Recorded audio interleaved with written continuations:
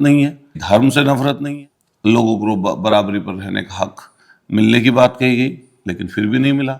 और ये जो भारतीय जनता पार्टी है, जो लगातार जातीय जनगणना का विरोध करती थी, आज ने यू टर्न क्यों लेना पड़ा? ये जनगणना होना सिर्फ सोल्यूशन नहीं है ना। हम किसी जात से नफरत नहीं, कारण सबसे ज्यादा भारतीय जनता पार्टी परेशान है, दुखी है कि उनके पास इसकी कोई काट नहीं है। ये लोग हमेशा से षड्यंत्र और साजिश के लोग रहे हैं। ये हमेशा पंडित नेहरू को दोषी ठहराते हैं। अरे अब आप सरकार में हो, रेगुलर सरकार में हो, 11-12 साल आपके रेगुलर सरकार के बीत गए, अब आप अपनी बात बताइए और काम करिए। देखिए, अगर रामजीलाल सुमन जी आएंगे मेरठ में तो मैं 100% वहां पर रहूंगा। सरदाना पे आ जाते हैं, कैसा चल रहा है सरदाना?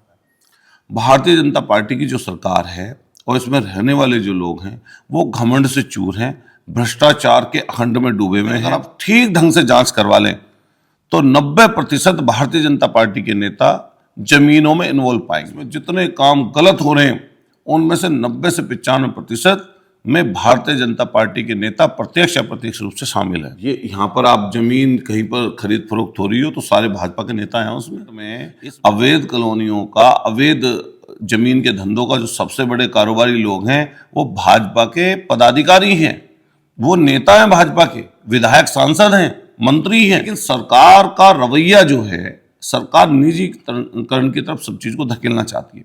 वो पूरी तरीके से सरकारी अस्पतालों की निर्भरता को खत्म करके वो प्राइवेट की तरफ लेके जा रही है। ऐसे ही सरकारी स्कूलों को खत्म करके प्राइवेट स्कूलों की तरफ लेके जा रही है। और इनका एजेंडा, मुझे सदन में एक मंत्री ने खड़े होकर वहीं पर कहा कि हमारी तो नीति निजीकरण की तरफ जाने की है। और बाबा जो इस समय महाराज जी गद्दी पर बैठे हुए हैं, उनकी जो राजनीतिक प्रतिद्वंदता थी एक ब्राह्मण परिवार से थी। मैं उनका नाम का जिक्र नहीं कर रहा हूं, लेकिन आपको पता होगा उनको किस तरीके से कुचला महाराज जी ने उस ब्राह्मण परिवार को। कई लोग बोल रहे हैं वहां पर पगड़ी किसी के हाथ से गिर गई। अरे भाई, ऐसा मौका ही क्यों आया? जब आप वहां पर गुंडई और बदतमीजी कर रहे थे तब वो वाक्य घटा है। हम तैयार हैं 2027 के लिए। 2027 का स्पष्ट माहौल है कि भारतीय जनता पार्टी को हराइए, और उत्तर प्रदेश में समाजवादी पार्टी ही भारतीय जनता पार्टी को हरा सकती है। माननीय अखिलेश यादव जी ने कहा इंडिया गठबंधन को तो मजबूत रखें। जो भी स्थानीय दल हैं वो आना चाहेंगे तो उसके लिए भी माननीय अखिलेश यादव जी लगातार काम। दोस्तों नमस्कार, इस वक्त हमारे साथ हैं पश्चिमी उत्तर प्रदेश के लोकप्रिय नेता और सरधना के समाजवादी पार्टी के विधायक अतुल प्रधान। अतुल प्रधान जी, आपका हमारे चैनल पर स्वागत है। मैं आपका बहुत धन्यवाद करता हूं कि आप सुबह सुबह समय निकाल के हमारे यहाँ तक आए। और मुझे उम्मीद है कि जिस तरीके से आपने पिछले 2 दशक अपनी पत्रकारिता की और हमारी यूनिवर्सिटी में सीनियर होने के नाते भी आप मेरे पास तक आए, हम लोग आपका स्वागत करते हैं। धन्यवाद समय देने के लिए हमें। ये इंटरव्यू किसी औपचारिक परिचय का मोहताज नहीं है।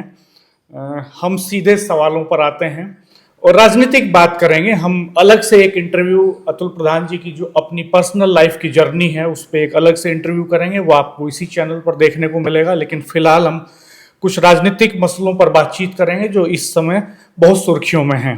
प्रधान जी, आप अभी महापंचायत में गए मुजफ्फरनगर, टिकैत साहब की पगड़ी उछली, भीड़ इकट्ठा हुई, सेंटिमेंट्स थे और आप मंच पे मौजूद थे। आपके साथ बहुत सारे समाजवादी पार्टी के नेता थे। इस पूरे घटनाक्रम को किस तरह से देखते हैं आप? देखिए, मैं ये देखता हूं कि नफरत की राजनीति है और भारतीय जनता पार्टी अब अपनी नाकामी छुपाने के लिए नफरत धकेल रही है, लोगों में नफरत पढ़ा रही है, नफरत सिखा रही है, जिसके कारण अलग अलग जगह पर ऐसा हो रहा है। आप अगर उदाहरण के रूप में बताऊं, अभी मेरठ में ये लोग पुतला जला रहे थे, कुछ ऐसे संगठनों के लोग जो अपने आप को तथाकथित किसी धर्म के रक्षक बताते हैं। तो पुतला जलाते समय जब पुलिस वहां पर आई तो पुलिस ने जब उनसे वार्ता करने की कोशिश की तो पुलिस से अभद्रता नहीं कि बल्कि एक दरोगा की जो एसआई थे उनकी टोपी तक उछाल दी और उनको अपशब्द बोले। और ये घटनाएं आपको पूरे हिंदुस्तान में जगह जगह इन लोगों की तरफ से मिल जाएंगी। होता क्या है कि जैसे जो आम आदमी है, आम आदमी के बीच में आप अगर काम के लिए अपना नहीं बता पा रहे, अपनी कुछ जिम्मेदारियों को निर्वाह नहीं कर पा रहे, तो लोगों में हिंदू मुसलमान जाति धर्म का भेद करा दीजिए तो आपको ये आसानी से हो जाता है। तो जो मुजफ्फरनगर की जो घटना है मुजफ्फरनगर की घटना में पूरे मुजफ्फरनगर के लोगों के द्वारा एक जन आक्रोश रैली बुलाई गई, जिसमें जो हमारे कश्मीर में घटना हुई है पहलगाम में, उस घटना के विरोध में, उसमें कोई जाति का, कोई धर्म का, कोई पार्टी का भेद नहीं था, हर कोई वहां पे जा सकता था। तो वहां पर जिस तरीके से किसानों की बड़ी आवाज है किसान यूनियन, और खास तौर से महात्मा टिकैत जी के जाने के बाद उनके बेटे चाहे नरेश टिकैत जी हों, राकेश टिकैत जी, उनकी पूरी यूनियन समय समय पे किसानों की लड़ाई लड़ी। जब वो वहां पर पहुंचे, जो उनके साथ व्यवहार हुआ, और उस व्यवहार में कई लोग बोल रहे हैं वहां पर पगड़ी किसी के हाथ से गिर गई। अरे भाई, ऐसा मौका ही क्यों आया? जब आप वहां पर गुंडई और बदतमीजी कर रहे थे तब वो वाक्य घटा है। तो हम लोग उसका निश्चित रूप से भर्त्सना करते हैं, और जो ये पूरा का पूरा वाक्य हुआ है, ये उन्हीं शरारती और गुंडे तत्वों के द्वारा हुआ है। ये कहा जा रहा है कि जब वहाँ महापंचायत हुई तो महापंचायत तो कॉल की थी टिकैत बंधुओं ने, लेकिन समाजवादी पार्टी ने उसको हाईजैक कर लिया। देखिए, हाईजैक वाला शब्द बहुत खराब है। हम लोग पश्चिमी उत्तर प्रदेश के रहने वाले लोग हैं। गन्ने के किसान बड़ी संख्या में हमारे यहाँ पर हैं, और भी किसान हमारे यहाँ पर हैं। समय समय पर किसान यूनियन ने किसानों के लिए काम किया है। हमारी जिम्मेदारी बनती है, जब उनके ऊपर कोई विपत्ति परेशानी आए तो हमें उनके साथ खड़े नजर आना चाहिए। न केवल हम, बल्कि माननीय अखिलेश यादव जी ने भी राकेश टिकैत जी से फोन पर वार्ता करके उनका कुशलक्षेम पूछा। अब नहीं पूछा, इससे पहले पूछा है। आप ध्यान करिए, बसपा बहुजन समाज पार्टी की गवर्नमेंट थी और बाबा टिकैत जी को पकड़ने के लिए पुलिस लगा दी गई थी, तो हमारी पार्टी का तब भी समर्थन था। और हमारी पार्टी किसानों की, मजदूरों की पार्टी है। तो हमारा, जहां मेरी विधानसभा है, मुजफ्फरनगर से सटी विधानसभा है, निश्चित रूप से लाजमी है बात कि हमारे उनसे रिश्ते होंगे। हमारे उनसे रिश्ते हैं, कोई इसमें झुटलाई नहीं जा सकती बात।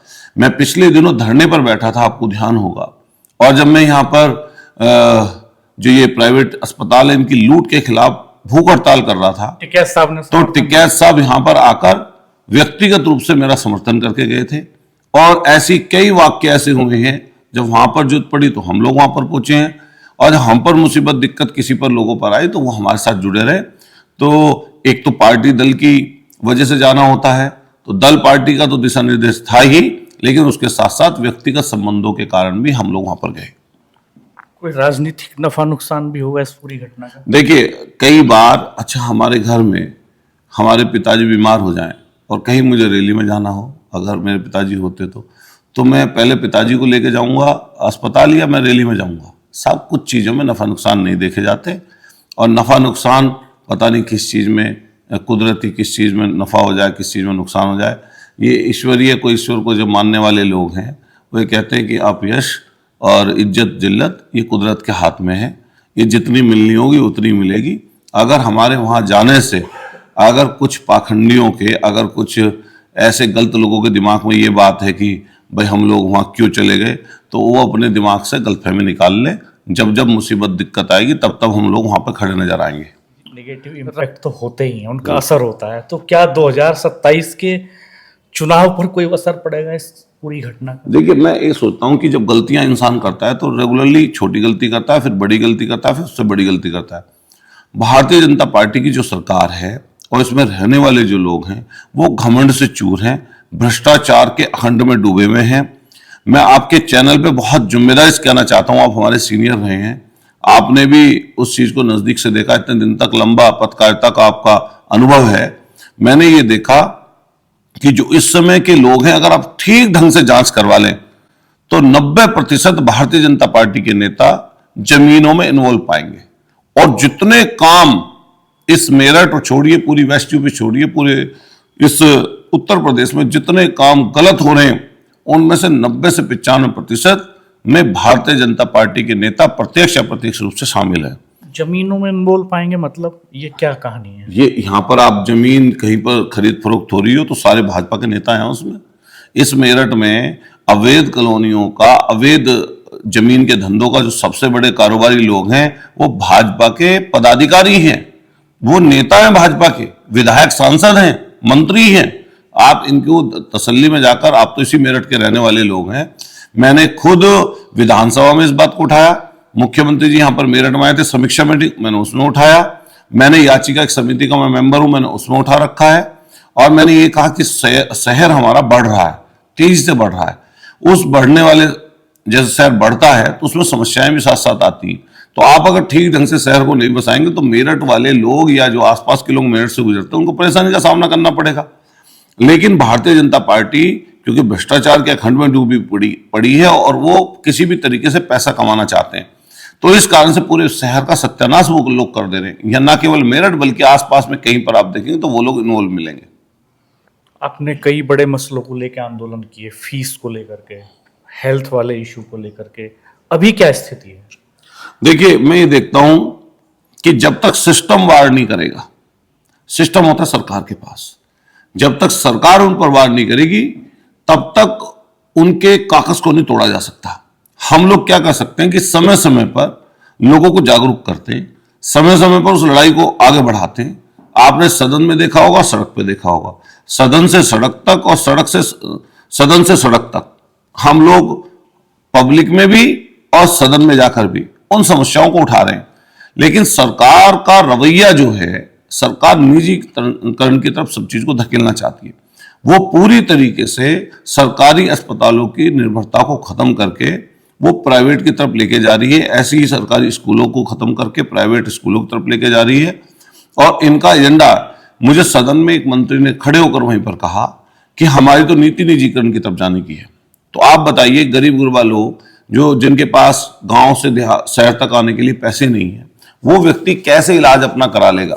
जिनके पास किराए का पैसा भी नहीं, अगर ये सरकारी संस्थाएं बंद हो जाएंगी तो गरीब, लाचार, बेबस, कमजोर लोगों के बच्चे कहां पर पढ़ेंगे?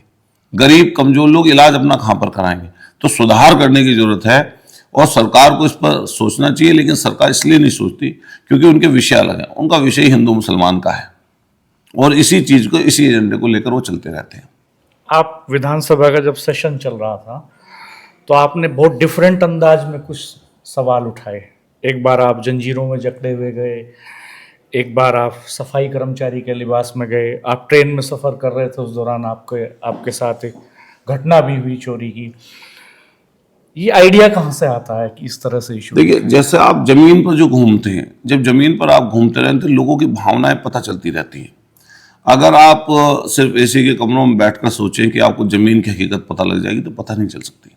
जब तक आप जमीन पर ना जाएं, सभी वर्ग के लोगों के बीच में ना घूमें और उनकी परेशानी दिक्कत से रूबरू ना हो, तब तक आपको पता नहीं चलता। मुझे सबसे खराब चीज ये लगी कि नेपाल जैसे देश में खुद का एयरक्राफ्ट जाता है, कोई जंजीर नहीं, मतलब कोई हथकड़ी नहीं लगाई जाती। अमेरिका से इस तरह से डिपोर्ट किए जाते हैं। कोलंबिया बहुत छोटा सा देश है, वहां पर वहां के राष्ट्रपति अड़कर खड़े हो गए कि आप हमारे लोगों को इस तरीके से नहीं भेज सकते। उन्होंने अपना खुद का जहाज भेजा। हिंदुस्तान के जो इतनी बड़ी भूमिका में पूरे देश में है, उसके बावजूद भी जो हमारे देश के प्रधानमंत्री जी हैं वो उनसे मिलके भी आए थे। उसके बाद भी एक जहाज आया हिंदुस्तान की धरती पर और हमारे लोगों को 40-40 घंटे महिलाओं बच्चों को हथकड़ी लगाकर रखा गया। इससे बुरी हालत क्या हो सकती है? तो मैंने उसी चीज को सोचकर और लोगों को में जो भावनाएं थी उस सोचकर मैं विधानसभा में गया और मेरे मन में ये बात थी कि मैं जाऊं। इसके अलावा आपने जिक्र किया सफाई कर्मचारियों का। आप देख लीजिए सफाई कर्मचारियों की हालत क्या है। आप किसी सफाई कर्मचारी घर पर जाइए, उनके बच्चों की हालत देखिए, उनके जीवन को जीने का स्तर उनका देखिए, किस तरह का जीवन वो लोग नरक जीवन जी रहे हैं। आप 10 से 12 हजार की सैलरी में शहर में रहकर कैसे जीवन यापन अपने परिवार के साथ कर सकते हैं? कोई अपनी बता दे इतनी महंगाई में। तो मैंने यही कहा कि एक तरफ तो आप पैर धुलने का काम करते हो सफाई कर्मचारियों के, एक तरफ कहते हो कि हम अपने बराबर में बैठा कर खाना खिला रहे हैं, एक तरफ आप कह रहे हो कि ये काम सबसे महान है। तो जब सबसे अच्छा काम सफाई कर्मचारी कर रहे हैं, कोरोना वॉरियर इनको माना आपने, तो जो इनकी रिक्तियां, उनकी रिक्तियां तो भर दो, और रिक्तियां कम से कम ना भरो तो संविदा बहाल कर दो, आउटसोर्सिंग तो हटा दो, तो कुछ तो उनको लाभ मिले। ये बात थी। एक मैं गन्ने भी लेकर गया था। मैं गन्ना लेकर इसलिए गया क्योंकि गन्ना हमारा मूल है, हम भी खेती किसानी से जुड़े हुए लोग हैं, हमारे परिवारों में खेती होती है। तो गन्ना मैं इसलिए लेकर गया कि आपने माननीय मंत्री जी का, लक्ष्मी नारायण जी का बयान देखा होगा कि हर साल थोड़ा ना रेट बढ़ाएंगे। जब हर साल हर चीज की महंगाई बढ़ रही है तो हर साल रेट क्यों ना बढ़े भाई गन्ने का? और गन्ना हमारा मूल है, जैसे मैंने पहले बोला, मूल इसलिए है हमारी विधानसभा और खास तौर से वेस्ट यूपी में करोड़ों करोड़ों लोग ऐसे हैं जो गन्ने पे आश्रित है। चाहे वो प्रत्यक्ष रूप से चाहे अप्रत्यक्ष रूप से। तो उसकी आवाज़ भी हम लोगों को उठानी चाहिए और समय समय पर जब जब मौका जनता देगी, क्योंकि जनता महान है, अगर वो चुनकर भेजती है तो हमारी जिम्मेदारी है कि जनता के विषयों को हम लोग उठाएं। भारतीय जनता पार्टी के नेता ये कहते हैं कि आप समाज को और ख़ास तौर पे हिंदुओं को बांट रहे हैं, जातियों में बांट रहे हैं। और ये जो एक इशू चला है रामजी लाल सुमन वाला, जो उन्होंने स्टेटमेंट दिया राणा सांगा के ऊपर, और अब मेरठ में भी 11 तारीख को उनकी एक पीडीए पंचायत होने जा रही है, क्या आपको लगता है कि इससे समाज में कोई डिवीजन हो रहा है या कोई फर्क नहीं पड़ रहा है? देखिए, मैं गोरखपुर का जिक्र करूंगा आपको, जो हमारे पार्टी के नेता भी हैं और बाबा जो इस समय महाराज जी गद्दी पर बैठे हुए हैं, उनकी जो राजनीतिक प्रतिद्वंदता थी एक ब्राह्मण परिवार से थी। मैं उनका नाम का जिक्र नहीं कर रहा हूं, लेकिन आपको पता होगा उनको किस तरीके से कुचला महाराज जी ने उस ब्राह्मण परिवार को। उनके हाथे में एक मूर्ति लगी हुई थी, उसको तुड़वा दिया, पूरे उनके परिवार को बर्बाद कर दिया। तो आप बताइए, क्या वो जाति देख कर नहीं कर रहे थे महाराज जी? आप भी ऐसा ही करेंगे? नहीं नहीं, मैं बता रहा हूं, हम उनकी रक्षा तो करेंगे ना, लेकिन वो ब्राह्मण परिवार है। अगर वो अखिलेश जी से जाकर मिलेगा, कोई कहने लगे ब्राह्मणों की मदद कर रहे हैं अखिलेश जी, तो उसमें भी कई लोग बोलेंगे। मान लिया कोई दलित परिवार को घोड़ी नहीं चढ़ने दे रहे, आज 75 साल देश की आजादी के बाद भी आप घोड़ी पर चढ़ के बारात नहीं निकाल सकते, ये कौन सी तुक है जी? एक व्यक्ति ने सदन में खड़े होकर, हमारे सांसद जी ने कोई बात कही, उसे कार्रवाई से वहां की निकाल दिया गया, दंडित नहीं किया गया। तो आप बुलडोजर लेके उनके घर पर चढ़ गए, तो आप कानूनी रूप से जो आपको बोलना था, जो कहना था आप करते, आप उनके ऊपर कार्रवाई कराते। लेकिन ये किसने आपको इजाजत दे दी कि वो दलित थे ना, दलित थे तो इसलिए आपने जाकर बुलडोजर चढ़ा दिया। तो उनका साथ क्यों ना दीजिए हम लोग, क्यों उनके साथ ना खड़े हो? तब मैं सफाई कर्मचारियों की बात कर रहा हूं तो कई लोग कहेंगे अतुल प्रधान वाल्मीकियों की बात कर रहा है, तो मान लीजिए हम करेंगे वाल्मीकियों की बात। हम लोग गन्ना लेकर वहां पर पहुंच गए तो कोई कहेगा भाई किसानों की बात कर रहे हैं तो बांट रहे हैं लोगों को, तो भाई किसान है तो वर्ग है तो उसमें बात करेंगे। अगर मैं कल एमडी ऑफिस में गया और कंप्यूटर ऑपरेटर्स वहां पर बैठे थे, उनके जो आउटसोर्सिंग पर थे उनका ग्रेड घटाकर ए से सी कर रहे हैं, उनकी सैलरी कम कर दे रहे हैं, उनको आउटसोर्सिंग की नौकरी से निकाल दे रहे हैं, तो अगर कोई कहे कि भाई इस वर्ग की बात करने क्यों पहुंच गए, तो हम तो जाएंगे भाई।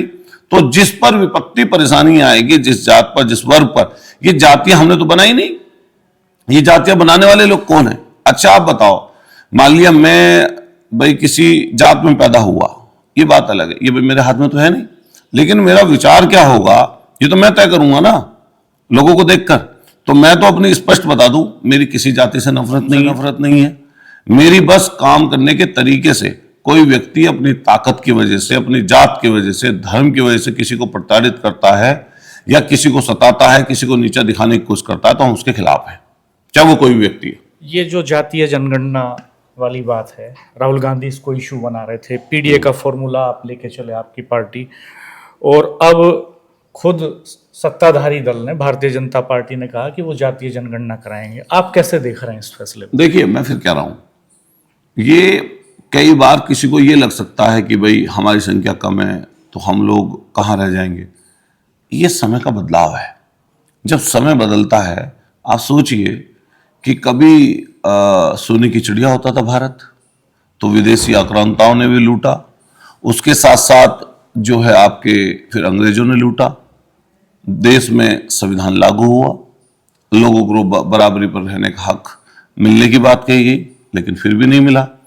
तो जब नहीं मिला, जो लोग हजारों साल तक परेशानी दिक्कत में रहे, तो आज समय की बदलाव की आहट है।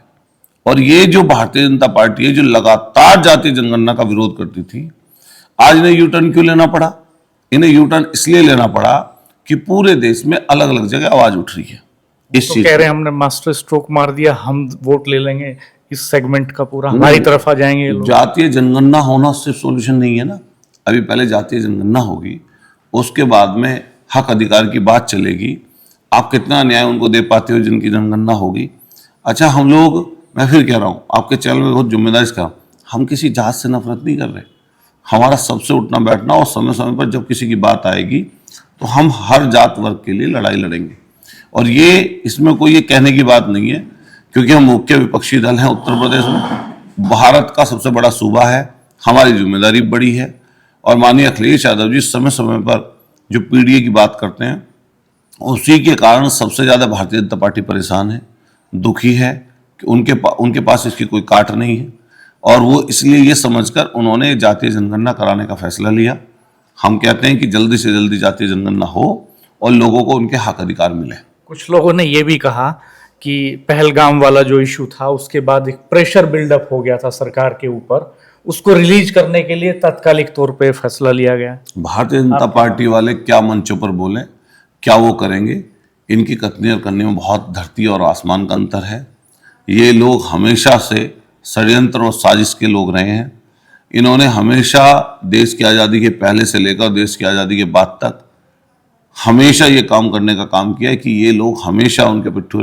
अच्छा बताइए, उस समय की हालत देश की आज़ादी के समय क्या रही थी देश की? ये हमेशा पंडित नेहरू को दोषी ठहराते हैं। अरे अब आप सरकार में हो, रेगुलर सरकार में हो, 11-12 साल आपके रेगुलर सरकार के बीत गए, अब आप अपनी बात बताइए और काम करिए। आप रामजी लाल सुमन आएंगे 11 तारीख को, तो आप जाएंगे मंच पे होंगे? देखिए, अगर रामजी लाल सुमन जी आएंगे मेरठ में तो मैं 100% वहाँ पर रहूँगा। रही बात इस चीज़ की कि भाई कोई विरोध करता है, क्या करता है, ये शासन की जिम्मेदारी, प्रशासन की जिम्मेदारी है कि अगर यहाँ पर कोई आता है व्यक्ति, कोई नेता किसी दल पार्टी का, तो शासन प्रशासन उसकी सुरक्षा करे, देखरेख करे, फिर समाजवादी पार्टी के लोग भी वहाँ पर रहेंगे। 9 तारीख को महाराणा प्रताप की जयंती है। शहर में बहुत सारे कार्यक्रम लगे हैं। राजपूत महासभा के जिलाध्यक्ष ने डीएम से अपील की है कि रामजी लाल सुमन के कार्यक्रम को अनुमति न दी जाए, उस पर पुनर्विचार किया जाए। तो क्या परमिशन मिल गई कार्यक्रम की अभी या नहीं मिली? नहीं, मुझे जानकारी नहीं है इस बात की, लेकिन मैं आपको एक चीज़ बताऊँ, बहुत बड़ा शहर है ये। और फिर महाराणा प्रताप जी पर अकेले होने का किसी का थोड़ा अधिकार है। महाराणा प्रताप जी सबके हैं। महाराणा प्रताप जी को सब लोग मानते हैं और जो उनकी वीरता के किस्से कहानी हमने बचपन से किताबों में पढ़े। और न केवल महाराणा प्रताप जी किसी एक वर्ग जो अपना मानता है उसके, बल्कि पूरे देश के नायक हैं। हम लोग उनका सम्मान करते हैं। समय समय पर हम लोग भी जगह जगह आयोजनों में जाते हैं। तो अगर उस दिन भी ऐसा होगा कि मान लीजिए कई आयोजनों में हम लोगों को भी जाना होगा, तो कहीं हम लोग इन्वाइट होंगे तो जाएंगे, नहीं तो हम अपना तरीके से आयोजन करेंगे अपना। क्या ये टाइमिंग जो है ये प्लानिंग के साथ कुछ रखी गई कि 9 तारीख को महाराणा प्रताप की जयंती और 10 को क्रांति दिवस मेरठ में, और रेगुलर रामजी लाल सुमन जी के अलग जिले जिले प्रोग्राम लग रहे हैं। हालांकि कल भी उनको रोका गया वहीं पर, और पिछले 5-7 दिन से लगातार जब वो प्रोग्राम में निकलने की कोशिश करते हैं तो आगरा में आगरा पुलिस, उत्तर प्रदेश की पुलिस उन्हें रोक लेती है, हाउस अरेस्ट कर लेती है। कल भी उनको कई घंटे हाउस अरेस्ट करके रखा गया। और ये बिल्कुल एक सांसद का, बल्कि सांसद नहीं बल्कि एक आम आदमी के भी अधिकारों का हनन है। सरकार को ये काम नहीं करना चाहिए। और मान लिया रामजी लाल सुमन जी ने एक वक्तव्य कोई सदन में अगर दिया तो उसके बाद आप उनके अधिकारों में कटौती नहीं कर सकते। जरूरी थोड़ा है कि मान लिया यहाँ पर प्रोग्राम में आए तो उस तरह की वो लोग बात करें, क्या पता क्या बात उन्हें करनी हो। मान लिया मैं किसी जगह गया, मैं मान लिया अभी पंचायत में होकर आया हूँ, तो पंचायत में जो बात थी उस समय की बात थी, उस समय हो गई वो बात। अब मान लिया मैं कहीं और प्रोग्रामों में अभी रेवाड़ी होकर आया, मंदिर में घूम के आया, हमारे जो है खोली वाले बाबा हैं मोहन राम जी, उनके मंदिर में दर्शन किए, उस दिन शादी की, उससे पहले हम लोग कासगंज में 2 मूर्तियों की स्थापना करके आए। तो अलग अलग दिन की अलग अलग बातें होती हैं। मान लिया किसी मंच पे जाओगे जरूर थोड़ा ना वही बात करें। अब सरधना पे आ जाते हैं। कैसा चल रहा है सरधना? देखिए, जनता ये तय करेगी। मैं तो फिर कहता हूँ कि जनता को सही और गलत में अंतर करना चाहिए। अगर मैं सही हूँ, अगर मैं जनता के विषय पर लड़ रहा हूँ, अगर मैं उनके सुख दुख में खड़ा हूँ, सामने वाले से ज़्यादा आपके लिए काम कर रहा हूँ या उसके आपको महसूस हो रहा है, तो आप मेरी मदद कर दीजिए। और अगर कोई मुझसे ज़्यादा कोई मदद कर रहा है या मेरे से ज़्यादा कोई वहाँ पर रह रहा है, तो मैं निसंकोच ये कहना चाहता हूँ, लोकतंत्र में 5 साल चुनाव इसीलिए होता है कि अगर हम लोग कुछ चीज़ गलत करें या कोई दूसरा गलत करे तो जनता अपना निर्णय ले। आपको क्या लगता है, आप खुद को कितने नंबर देंगे? देखिए, मैं नंबर में इसलिए नहीं पढ़ूंगा कि जैसे कई बार आप हमारे विरोधियों के पास चले जाएं, उनसे हमारे नंबर पूछें तो माइनस में दे दें। लेकिन अगर किसी हमारे से जुड़े हुए व्यक्ति या जो हमसे इत्तेफाक रखता होगा उसके पास जाएं तो क्या पता वो नंबर अच्छे दे दे। तो नंबर की बात मुझे थोड़ी बेईमानी इसलिए लगती है कि ईश्वर जो है मतलब जनता देने वाली है, ऊपर वाले ने क्या सोच रखा हो तो है ही। लेकिन मैं अपनी पूरी मेहनत करूंगा। पिछली बार जब आप लड़े थे तो समाजवादी पार्टी का और आरएलडी का एक कोलिशन था, तो जाहिरा तौर पे एक स्ट्रॉन्ग कॉम्बिनेशन था। वो एक अलग बात है कि उस वक्त जो फिजा थी, वो वक्त हमें ध्यान है जब सहारनपुर से अखिलेश यादव और जयंत चौधरी जी चले थे तो लोनी तक पहुंचते पहुंचते रात हो गई थी। इतना जनसैलाब सड़कों पे था, लगा कि ये अगर वोट में तब्दील हो गया तो सत्ता परिवर्तन तय है। आखिरी वक्त पे नहीं हो पाया, इक्वेशंस होते हैं चुनाव के। ये जो कॉम्बिनेशन है, इससे क्या कोई नुकसान हुआ है इसके टूटने से आपको निजी तौर पे सरधना में? और अगर हुआ है तो आपने उसकी भरपाई का कोई ब्लूप्रिंट तैयार कर लिया है? देखिए, जैसा आप कह रहे हैं कि आप देखिए, सबसे मजबूत अगर ताकतवर गठबंधन था तो 2019 के लोकसभा चुनाव थे, जिसमें बसपा, कांग्रेस, नहीं, बसपा, समाजवादी पार्टी और लोकदल तीनों लोग मिलकर चुनाव लड़ रहे थे। लेकिन हम 5 सीटें पाए, लोकदल एक भी सीट नहीं जीत पाई और बहुजन समाज पार्टी 10 पे रह गई। और आप अगर 2024 का चुनाव देखेंगे, उसमें कोई गठबंधन नहीं था, कांग्रेस और सिर्फ समाजवादी पार्टी गठबंधन था। हम लोग 37 सीटें लोकसभा की पाए। तो लोगों में बदलाव होता रहता है और मैंने जिस तरह की सोच लेकर काम किया है, उसमें समाज का दबा कुचला शोषित वंचित वर्ग, साथ साथ किसान, नौजवान बहुत बड़ी संख्या में हमसे जुड़े हैं। और मैं सबसे बड़ी जीत इस चीज़ की मानता हूँ कि कम से कम अगर हम लोग क्षेत्र में जा रहे हैं, घूम रहे हैं, तो कोई लोग आगे पीछे से गलत भाषा और अपशब्दों का इस्तेमाल नहीं कर रहा है। जहाँ तक बात पॉलिटिक्स के सामाजिक जीवन की है, मैं आपको स्पष्ट ये बात बता दूं, मेरे पास सिर्फ एक ही काम है, यही काम। इसके अलावा कोई व्यापार, कोई धंधा, कोई नौकरी, कोई इसके अलावा और कुछ काम नहीं करता हूँ। कोई मन नहीं किया कभी कि कुछ लोग पॉलिटिक्स में आते हैं तो बड़े एसेट्स खड़े करते हैं? अच्छा, आप नहीं सोचते ऐसा कि कुछ, जैसा आपने अभी कहा कि कुछ लोग प्रॉपर्टी में इन्वेस्ट कर रहे हैं, पॉलिटिशियंस, कुछ लोग? ये मेरा ड्राइंग रूम है मेरे घर का, जिस सोफे पर आप बैठे हैं। तो आपको जैसे एक नॉर्मली लोग मेरा नाम जानते हैं, दूर दूर तक जान रहे हैं, जैसे ईश्वर की कृपा और बाबा साहब की कृपा है, तो मान लीजिए जो जान रहे हैं लोग, तो ये आपको कहीं प्रतीत होता है ऐसा? मैं अपने एक अलग तरह के मन का आदमी हूँ और मेरी सोच में ये है कि जब हम लोग, क्योंकि दुनिया से सबको जाना है, जब इस दुनिया से जाएं तो लोग हमें अच्छे के रूप में याद करें। उनके मन में ये भावना हो कि एक व्यक्ति ऐसा था कि जो भाई हमारे मेरठ में हमारे लिए लड़ता था। तो मैं इस सोच के साथ काम करता हूँ और मैं आपको 100% ये बात कह सकता हूँ कि मैं किसी बिजनेस में नहीं हूँ और मेरे पास कोई प्रशासन शासन झुका ले मुझे कोई, तो ऐसा मेरे पास कोई काम नहीं है, ना मेरी ऐसी सोच है। हमारे साथ वरिष्ठ पत्रकार राजेश शर्मा जी भी मौजूद हैं, तो कुछ सवाल वो भी करेंगे आपसे। जी, हमने तो विधायक जी आपको बहुत संघर्ष देखा है। जो 2004 से 10 के बीच में जो संघर्ष था, हमने बहुत करीब से देखा भी है। अब जब चूंकि आप विधानसभा पहुंचे 2022 में, हम सोशल मीडिया पे लगातार देखते हैं कि कल आप भरतपुर होते हैं, फिर आप लखनऊ होते हैं, कभी आप हरियाणा पहुंच जाते हैं, फिर मेरठ में होते हैं और उत्तर प्रदेश में अलग अलग है। तो इतनी एनर्जी कैसे आती है आपको, कहाँ से आती है? देखिए, मैं एक चीज़ बता दूं आपको, मैं सिर्फ पॉलिटिकल एक्टिविटीज़ में ज़्यादा शामिल रहता हूं, लेकिन हालांकि ये बात है कि पॉलिटिकल होने के साथ साथ किसी भी व्यक्ति का सोशल होना बहुत ज़रूरी है। अगर कोई व्यक्ति सोशल होता है तो जुड़ाव हो जाता है। तो मान लिया जैसे जुड़ाव किसी से हो गया और वहाँ पे कोई घटना घट गई, तो आदमी का वहाँ जाना लाजमी है। तो मैं कोशिश करता हूँ, एफर्ट्स लगाता हूँ अपने, कि मैं ज़्यादा से ज़्यादा लोगों से मिल लूँ, ज़्यादा से ज़्यादा जगहों पर चला जाऊँ। मेरी जिम्मेदारी सरदना के प्रति है, ये बात सही है। सरदना के लोगों ने मुझे चुना, मुझे ये सम्मान दिया, मुझे उस सदन में जाने का मौका दिया, लेकिन साथ साथ क्योंकि हम विपक्ष में मुख्य विपक्षी दल है, मेरी जिम्मेदारी और भी जगह जगह की है। और जैसा कि कहा कि आपने कि भाई ये ताकत कहाँ से आती है, हम लोग बचपन से ही परेशानी दिक्कतों में पले बढ़े हैं और उन परेशानी दिक्कत किसी के जीवन में अगर रहती है तो उनसे व्यक्ति मजबूत होता है। तो हम लोगों को ये मजबूती कुदरत ने दी है और ये कुदरती है और हम लोग कोशिश करेंगे कि इससे भी ज़्यादा लोगों के बीच में रह सकें।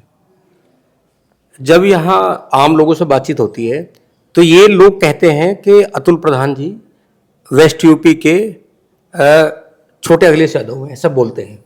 जब वो सरकार में होते हैं तो आपको बोलते हैं कि मिनी मुख्यमंत्री अतुल प्रधान है। तो जिस तरह हम देख रहे हैं पिछले लगभग 4-5 महीनों से, हालांकि 2027 अभी दूर है, तो क्या समाजवादी पार्टी ने 2027 की तैयारी कर दी? देखिए, पूरी उत्तर प्रदेश में समाजवादी पार्टी भारतीय जनता पार्टी के विकल्प के रूप में सबसे बड़ी पार्टी है, और विकल्प अगर उत्तर प्रदेश में है तो सिर्फ समाजवादी पार्टी, ये जनता समझ चुकी है। और कई महीने से रेगुलर तैयारी चल रही है।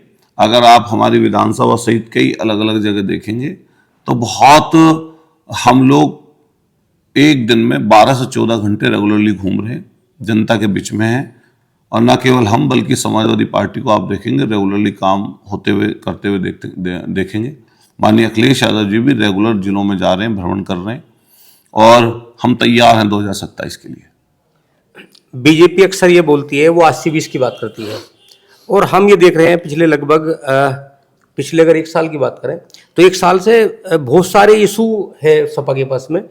कभी हम देख रहे हैं कि मिहिर भोज को लेकर कोई विवाद शुरू होता है, कभी देखते हैं कि अब जैसे सांसद रामजलाल सुमन ने तो राणा संघ का बयान दिया तो ठाकुर वर्सेस दलित का मामला हो गया। तो ऐसा लग नहीं रहा कि जो है जो 80-20 का उनका नेटवर्क है उसे ध्वस्त करने की ओर समाजवादी पार्टी है? देखिए, ये भारतीय जनता पार्टी को रास आती है चीज 80-20 वाली। हम लोग तो प्रत्येक जाति प्रत्येक वर्ग में घूमने वाले व्यक्ति हैं। माननीय अखिलेश यादव जी सभी जातियों का सम्मान करते हैं, लेकिन विपत्ति परेशानी किसी वर्ग पर किसी जात पर अगर आएगी और किसी गरीब पर कमजोर पर आएगी तो हम समाजवादी लोग उनके साथ खड़े नजर आएंगे। खास तौर से जो कमजोर वर्ग है, समाज का कमजोर तबका है, उसके साथ खड़े होने का किसी भी नेता किसी भी ताकतवर व्यक्ति का धर्म बनता है।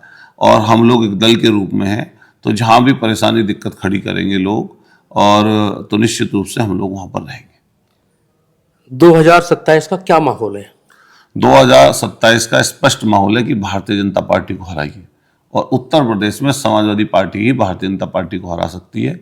इसलिए माननीय अखिलेश यादव जी ने कहा इंडिया गठबंधन को तो मजबूत रखेंगे, इसके साथ साथ और भी कोई छोटे मोटे दल, या छोटे मोटे तो नहीं कह सकते, जो भी स्थानीय दल हैं वो आना चाहेंगे, तो उसके लिए भी माननीय अखिलेश यादव जी लगातार काम कर रहे हैं। तो हम लोग सरदाना से विधायक अतुल प्रधान जी से बात कर रहे थे, और चूंकि लगातार आप संघर्ष करते हैं, कोई टाइम से लगातार संघर्ष किया, आप सब भी संघर्ष कर रहे हैं, विधायक हैं, लगातार घूमते हैं पूरे देश में पूरे प्रदेश में, और समाजवादी पार्टी की जो अखिलेश की कोर टीम है आप उसके मेंबर हैं। तो हम लोग इनसे बात कर रहे थे आज, तो बातचीत करने के लिए आए थे, तो अलग से एक दिन एक अच्छा उनके जीवन पे जो संघर्ष है, कैसे कैसे यहाँ तक पहुँचे, कितना संघर्ष किया, उस पर बातचीत करेंगे। आपका बहुत बहुत धन्यवाद विधायक। मैं आपका बहुत धन्यवाद करता हूँ कि इतना समय निकालकर आप मेरे घर पर आए, और मैं राजेश जी निश्चित रूप से आपको विश्वास दिलाता हूँ कि मैं जिस काम पर हूँ मैं रेगुलरली गरीब कमजोर लोगों के हितों की रक्षा करूँगा। और फिर आपका पुनः धन्यवाद, शुक्रिया। धन्यवाद विधायक जी, नमस्कार।